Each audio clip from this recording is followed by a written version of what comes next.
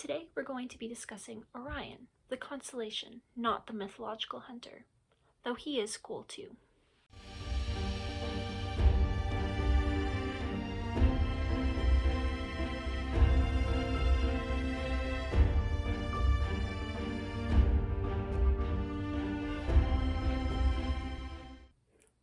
Hi everyone, my name is Annika.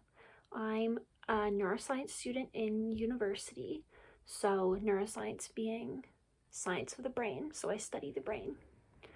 And I'm not a star expert, but I have been a star enthusiast since I was a kid, and I love Orion. So I'm super excited to be talking about Orion today. So without further ado, here's everything you want to know about Orion from the perspective of an amateur scientist.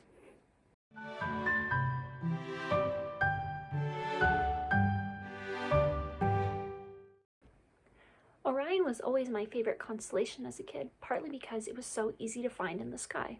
It's visible all around the world from December-ish to about April. These things are never exact, but that's the ballpark.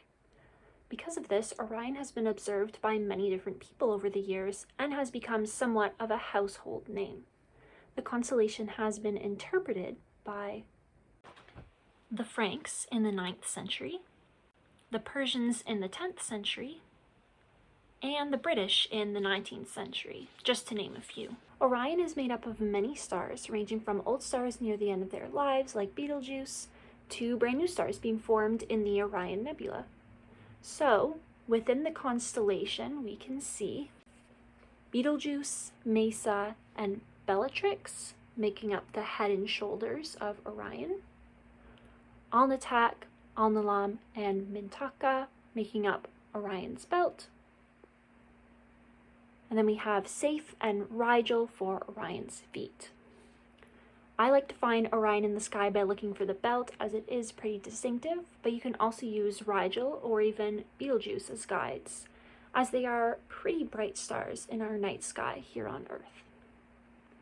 Of course, we also have the shield or the bow of Orion, which is composed of the Pi Orionis. So those are all the little stars over here. We have Orion's club, which has Mu Orionis, Nu, Xi, Chi 1, and Chi 2. And arguably the most up-and-coming stars in the constellation are found in Orion's sword. If we zoom in a little, we can see that within the sword is the Orion Nebula. Nebulas are regions in space with a lot of hydrogen and a lot of cosmic dust, so they are awesome environments for new stars to be formed in. The Orion Nebula is the brightest nebula in the sky, and many young stars are being formed in it right now. Here we have two young stars, V372 Orionis, beautiful name, and a smaller companion star next to it, photographed by the Hubble Space Telescope. Now that's all I have for you on our brief discussion of Orion. Just the basics, just a little introduction. There's always more out there if you want to learn more.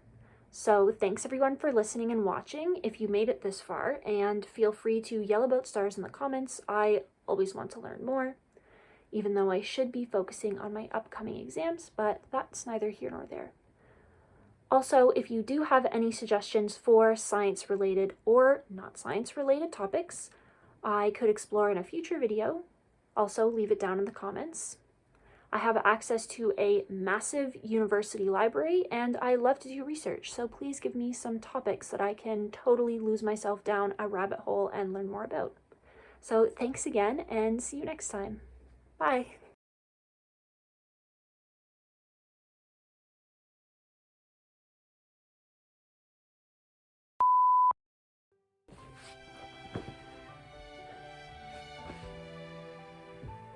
Hi everyone,